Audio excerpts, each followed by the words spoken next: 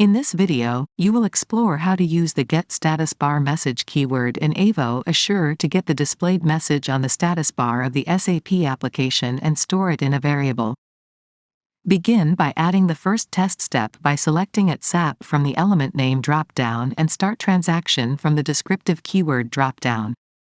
Then, add the input value as hello. Add another test step and select at SAP as the element name and get status bar message as the descriptive keyword. Once done, enter the output value as GSBM in curly brackets.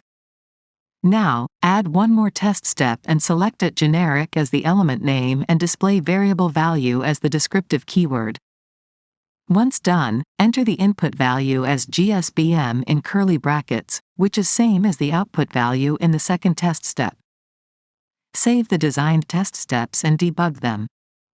As the designed test steps debug, you will witness that the message on the status bar of the SAP application is displayed in the Avo Assure Client window. This implies that the debug was successful.